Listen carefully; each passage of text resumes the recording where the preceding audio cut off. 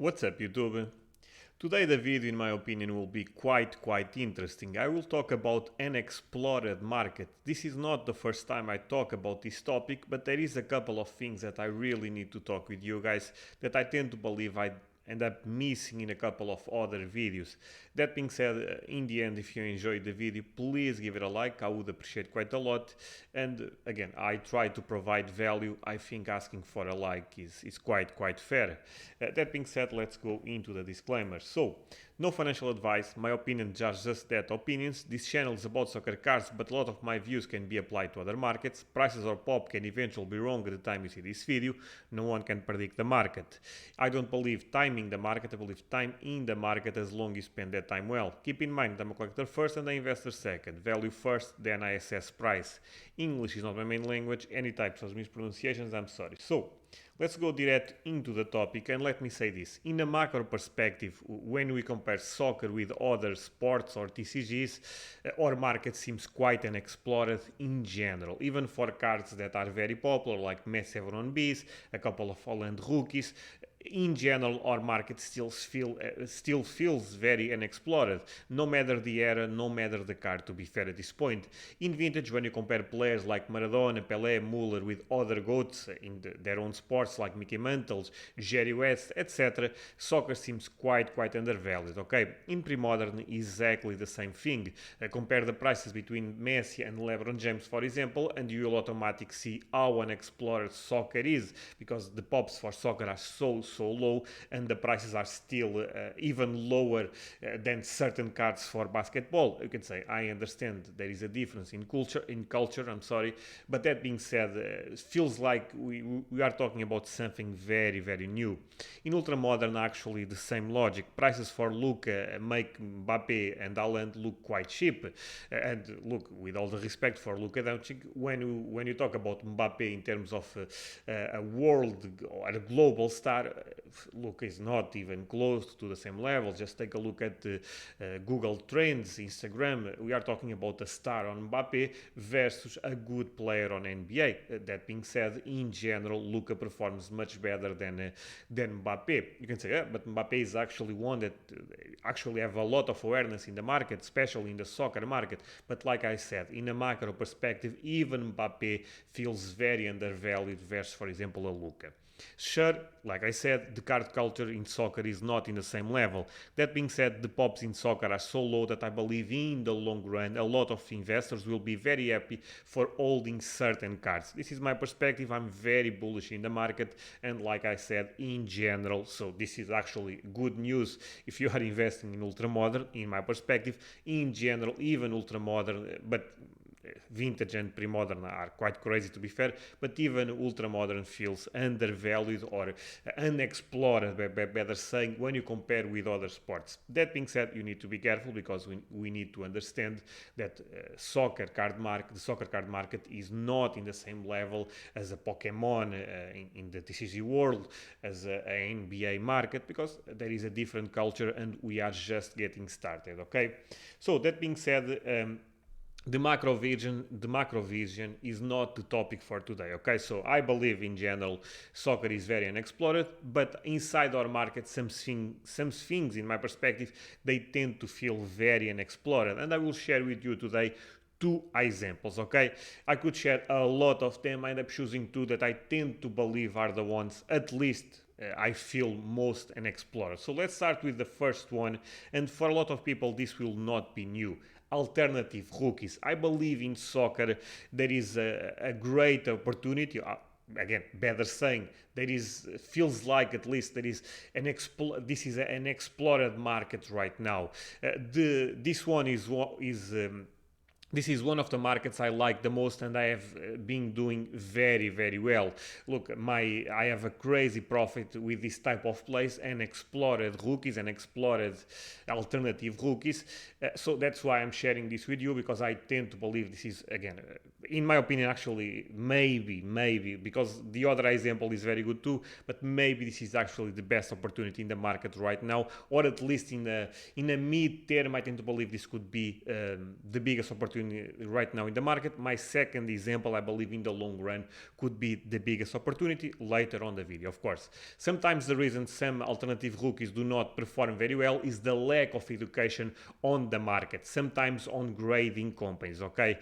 Henry is actually a very good example. Thierry Henry only have two rookies, and I agree with the market that the Panini Superfoot 96 should be the main rookie. I agree with that. But big part of the market, even today, is not aware of his second rookie, okay? Panini Melhores Equipos de Europa. And I end up putting pictures for those cards. So this is I would say, the main rookie for Thierry Henry, the most popular rookie, and this is the alternative rookie. But like I said, there is a crazy lack of education in the market. A lot of people are not even aware that this is actually a rookie for Thierry Henry. Actually, this is quite funny. SGC is already grading this 96, 97, and when you look at this, which is a new slab and surprises me quite a lot, by the way, you can see 97 Panini Superfoot. Look, the reality and I love PSA to certain things, but I hate PSA on other. Hate is a very strong word, of course. You guys understand the point. Look, come on. At this point, putting 97 for this sticker makes no sense. Is well documented. This sticker is 96, 97 season. I don't understand why there is this mistake, because I actually saw a couple of them with 96 already, but a new slab 97, I do not understand. It is what it is. Maybe PSA can explain this one day. But the PSA total for this sticker is 32, and for this one is only 18.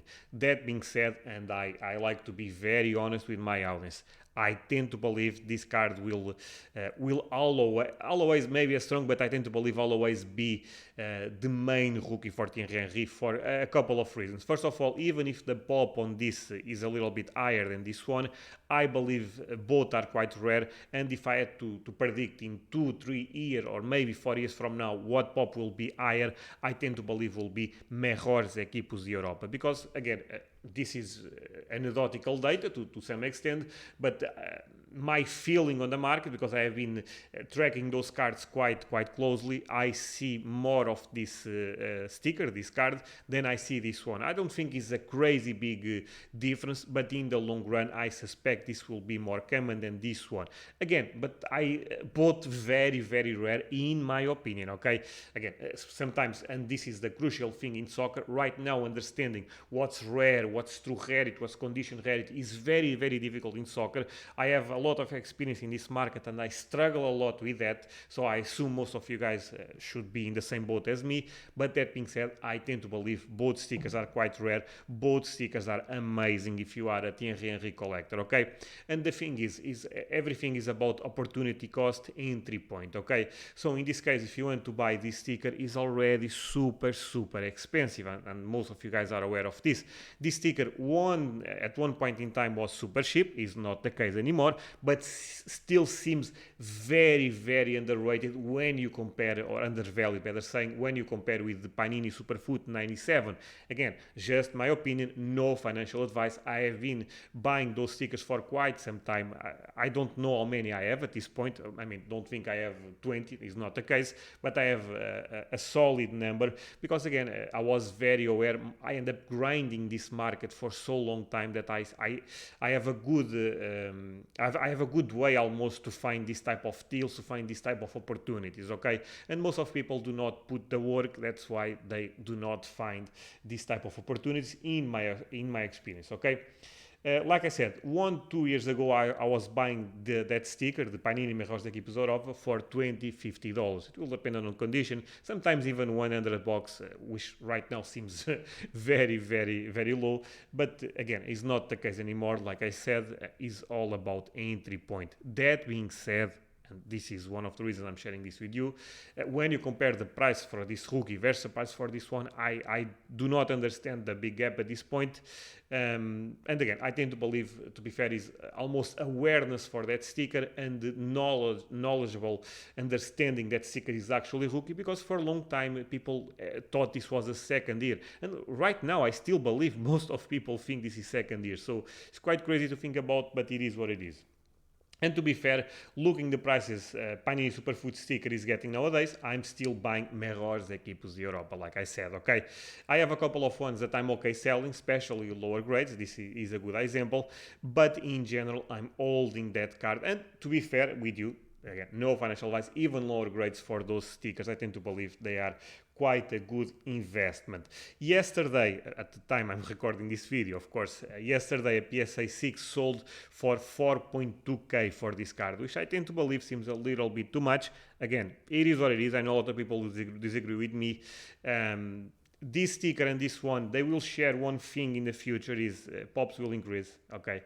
And this is of course basic stuff to know, but the thing is, don't be surprised if these pops end up making a 2x, and don't be surprised if the 18 pops end up making a 3x. See, the thing in soccer right now is, I know a lot of people will almost get mad at me just because of I will say this, and keep in mind that I'm a big investor, especially on those old stickers, pre-modern Holy Grail cards, Holy Grail stickers. But I have to say this, guys, pops. They are very low in soccer, and I believe in the long run they will still be very low for the demand we can potentially have, or actually we already have for certain cards, to be fair. But that being said, do not think those pops are reality, okay? If more people in France, this was released in France, gets more aware of this, I don't suspect, or I would say 2k of them coming into the market. No, that's not the case. So automatically you can understand those stickers are quite rare. But that being said, do not feel surprised if you see a lot of them, especially putting in perspective the pop being so low, this pop making a 2, 3, 4x. That's entirely possible. Okay, you can say, yeah, but for a player like Thierry Henry that going to, let's say, even 200 graded copies, look, is still very low. And I would agree with you. The thing I'm saying is, right now a PSA 6 for 4.2k, I tend to believe there is way better opportunities in the market, but that's me, okay? I would, like I said, I would buy this one every day instead of this one, knowing the potential on both, okay? So moving on. And moving on, better saying, there is a lot of more examples, different reasons. I will go quite fast on this because, look, this is a very, very good example. That's why I end up putting this as my main example, but there is a lot of them right now in the market. Look, let's start actually in the middle with Kai Havertz. So this is 2016 Kai Havertz rookie, and as you can see, Panini made Don Rosa's rated rookie 2 years later. You know what I mean? And when you look at the pop for this is 15, for this is 1.3k. And look, the reality was, when this man was playing quite well at one point in the last season, I actually love Kai Havertz. I think he's a great player, by the way. But at one point, those cards, the rated rookie, Don Rosa's, the optics, those are the ones that are exploding in the market. Look, totally transparent, I was buying this card. You can say, oh, but that's a match attacks. Let me say one thing. Look, I have a lot of Holy Grails in the market, and I will share something with you that may change your perspective. People like things that perform well, okay? If you think people do not invest in match attacks because the brand, you are wrong. They do not invest in match attacks because match attacks in general do not perform well, which is very, very different. If one day you see this card selling for 3, 4k, of course, assuming that Kai Havertz goes to almost a Ballon d'Or level, which is very debatable, of course, but this is just an example, okay? You can apply this to other cards, other players, etc. You will see these cards again selling for quite a crazy amount of money, and automatic the awareness of this card will go to the roof, and people will go for this card over this every day, in my opinion. Look, 1.3k, this card is not rare at all. I'm not saying the match attacks is a rare card, but when you compare with the rated rookie, I have no doubt the pop will never go to the same level, because the rated rookie was a crazy mass production, and the match attacks again is still a mass production, but in a small scale when you compare, especially with Panini products nowadays, okay? So this is another example. This is one of the most famous cards for Haaland. Again, cards with Borussia Dortmund for me are not rookies. Salzburg cards are rookies. That's a different conversation for another day. right now the market tends to agree that 2019 cards for Alan should still be considered rookies, and that's fine, okay? PSA total for this card is 1.4k, and people pay, I believe, for a PSA 10, talking from the top of my head, I was looking the other day the market, I believe they pay around 1k, 2k. I believe 1.k should be the middle term for this card. And look, for example, this is another card I own, the 2019 Panini WCCF Futista. Crazy thing about this is again, not crazy because this is actually very normal. PSA grades this card 2020, and by the way, the release for this card was earlier than the release for this one. This is very, very easy to find information, to be fair. I don't know why PSA end up not doing that, but when you see this card on a PSA slab, seems like it's a second year card, when in reality it's actually a first year card for Borussia Dortmund, and you can see how this narrative can change the price for certain cards in the market. You can say, oh, but that's a Panini WCCF card, and people prefer the top Scrum. Look, the thing with this, and you guys need to understand this very well. I'm not saying those cards should sell for the same or for less, whatever. What I'm trying to say is there is opportunities on the market if you are aware of this type of stuff. Okay, so guys, come on, a 2016 card versus a 2018 card is a big difference. This card sells for 1.5k for a PSA 10. You probably can find this for $200 or $300 at the PSA 10 or SGC 10, whatever. You can see there is a big difference. The pop is way lower, and this is where you find opportunity. Look, I'm not, apart from this, I am sharing actually two ultra modern examples, and I'm not big in ultra modern. You guys know this at this point. I have a couple of cards, but what I'm trying to say again is even on ultra modern side, you can still find opportunities in markets that I believe are very unexplored. Right now, using a different example, in this case actually a pre-modern example, for a long time people was buying this Mundicromo card, and I have to say this, I tend to believe this Mundicromo card is still a great card to own, one of the best stuff you could buy if you are an Iniesta collector, if you want to invest in Iniesta. But that being said, when you look at the pop versus the Panini sticker, which in terms of production was way lower, because again, you need to know the distribution by region, and in Spain, Mundicromo distribution was way bigger than Panini stickers at that point in time. Things changed for certain eras, for certain years. That being said, this is the holy grail for Iniesta, and for a long time people thought this was the holy grail for Iniesta. And I'm going to be honest with you again, when I own both of those, and I own a lot of Iniesta Mundicromo cards.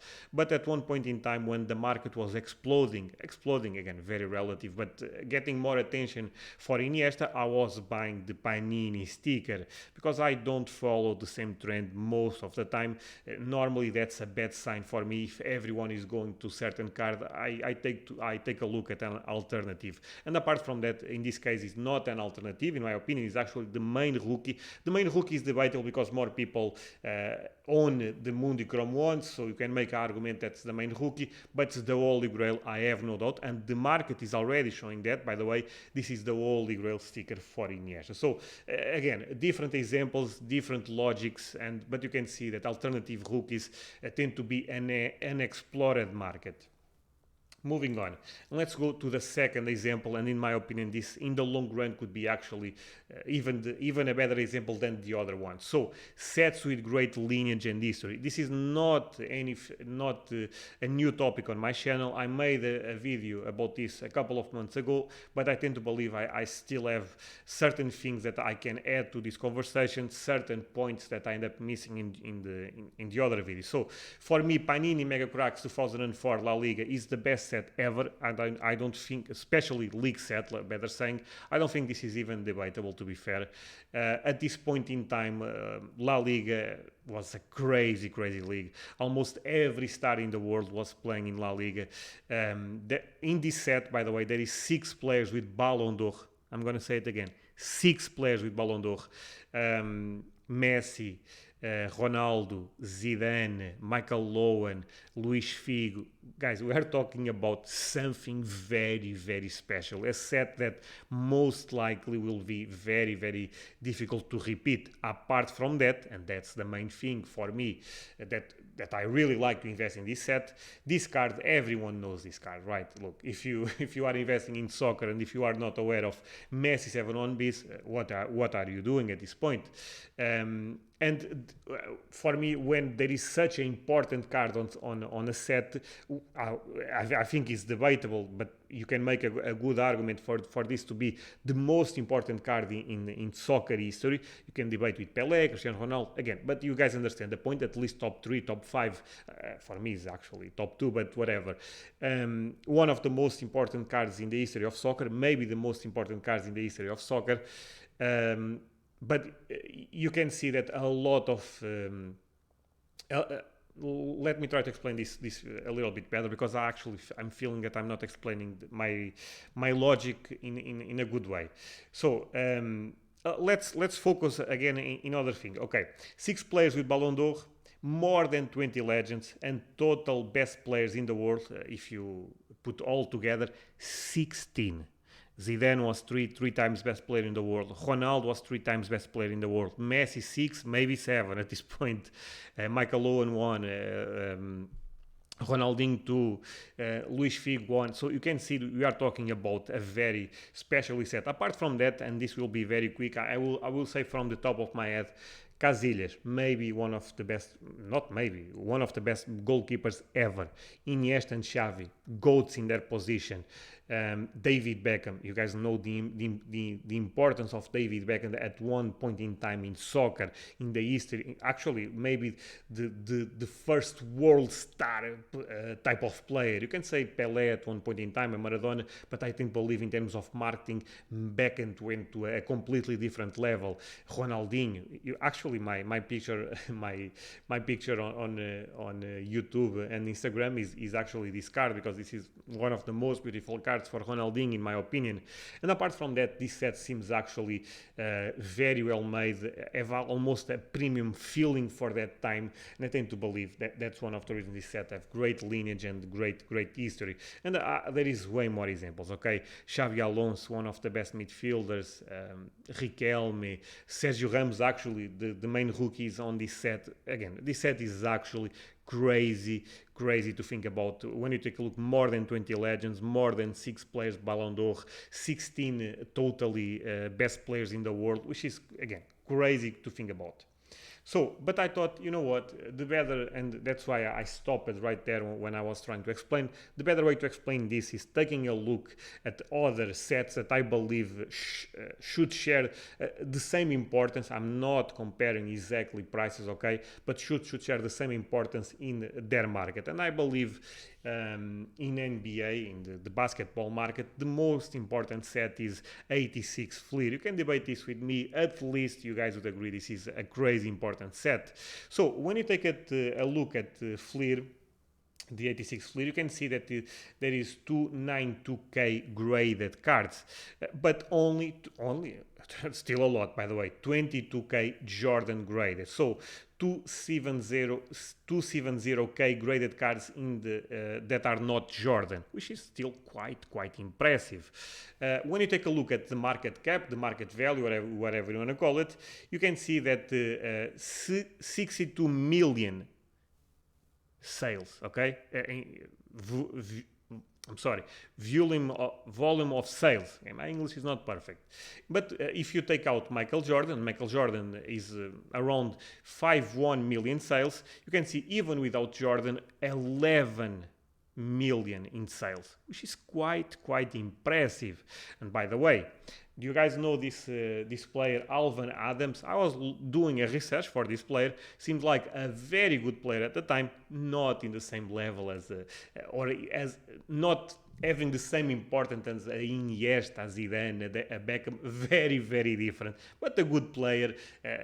Most people will not even put this player on the top 50 of the best players in the world. And by the way, if you make a top 50 without Zidane, Ronaldinho, Iniesta, Xavi, you are not understanding soccer at all. So we are talking about different level when compared with certain goats in soccer. But guess what? The last PSA 10 for this card sold for 10k. Okay, and this is quite impressive. And I thought, you know what, let's share now the Panini Mega Cracks example. Okay, so in this case, Panini Mega Cracks, there is 547 cards graded. Okay, that's something quite different.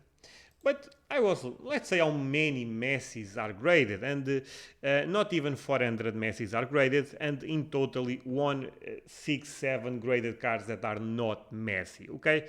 So you can see that, let's be real, big part of the set, the big part of this number is because of Messi. The other players get almost zero attention. And when you take a look at sales, 1.5 million in sales, again, around of course, and if you don't count Messi, there is 3.4k in sales for the other players. So take a look at this and compare with this. It's quite different. Actually, very different, okay?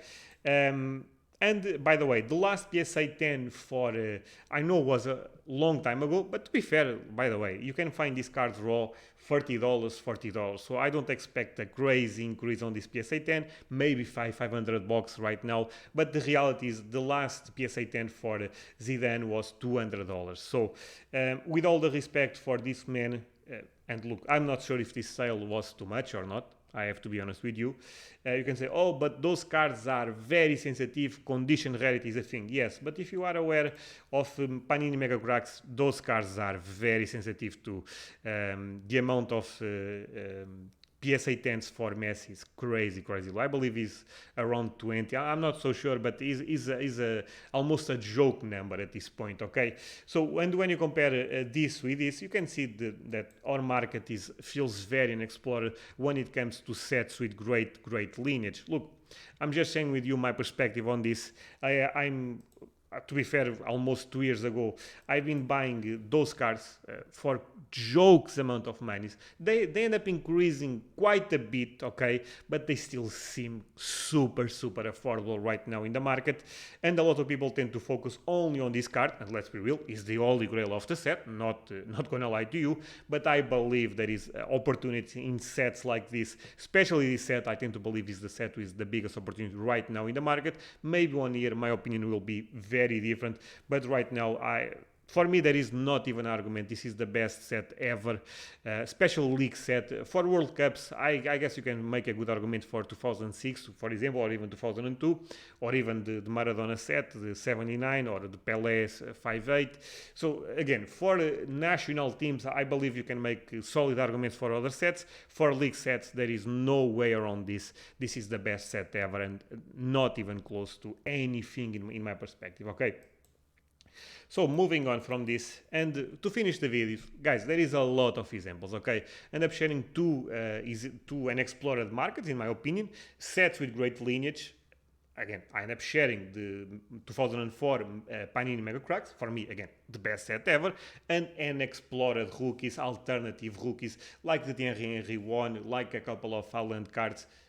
Again, my perspective, okay? So, but there is a lot of examples. I actually got this mail day, not trying to push my ego or something like that, but I bought a Cristiano Ronaldo rookie and the 3 Messi second year cards, and I said not a bad mail day, but I was very surprised by one thing. When I said this, a lot of people send me DMs. What Messi card is that? What are you talking? Second year Messi cards? And I was like, wait, this cannot actually be true, because I actually talked about this card not that long time ago. And I was, you know what, let me make a poll on my Instagram, and I said, did you know that Messi is a second year card? Almost 60% of my audience, which surprises me a lot, to be fair, said no. So you can see that even for a player like Messi, even for second year cards that should be very relevant, by the way, People are not aware, okay? So that's, guys, this is actually a crazy story to be fair. I bought most of those around 30 bucks, 40 bucks, maybe 50. I don't remember exactly. I bought these cards for quite a long time. I got a big shipment to me, so I ended up getting all of them together. Not relevant for the story, but I got them very cheap. And right now in the market, again, I feel almost bad for this, to be fair. Those cards are selling for quite a good amount of money just because I end up sharing this picture. Look, my Instagram have 1.4k or something like that. It's not a big Instagram at all. There is a lot of influencers with way bigger numbers than me. But even me being a small content creator, I put awareness on the market for this card. And the thing that surprises me is people should be aware of these cards for quite some time. Should not be me putting awareness for this card. But yes, this is a second year card. And a lot of people know the Messi one, the main rookie, not the main rookie, one of the main, second year cards for Messi is the Mundicrom one, the one with white borders. And it is a beautiful card. But by the way, this is actually more rare than the other one. This was actually almost a collection edition at this point in time for Messi, and people was not aware of this. And for example, the other second year card sold at Gold In for 16k, and I bought these cards for 30 bucks. So you can see there is crazy opportunity right now in the market. You need to grind. Look, I'm gonna be honest with you. Some things I will not share with you because I'm still trying to build position on the market. But there is other things that I'm sharing with you that I actually believe they are quite undervalued, okay? I have crazy news for most of my viewers. Big part of the market have no idea what they are doing. This is the reality. People will disagree, but this is the reality. Everyone follows the same logic. Buy Mbappe and Haaland. And if you have money, buy some Ronaldo and Messi. Sorry if you got offended by this. Grind your way. Enjoy the grind. Eventually you will see opportunity. Even if you fail, you will learn, okay? Keep one thing in mind. If you follow another content creator, and I put myself on that box, by the way, if you follow another content creator and if you just buy a card because that person said that card was a great investment, look, do not do that, okay? First of all, there is a great chance that person could be actually telling you the truth, but grind your way on the market. Learn about that card, learn about that set, think with your own ideas, okay? Do not follow what other people are saying. Look, I respect a lot of content creators.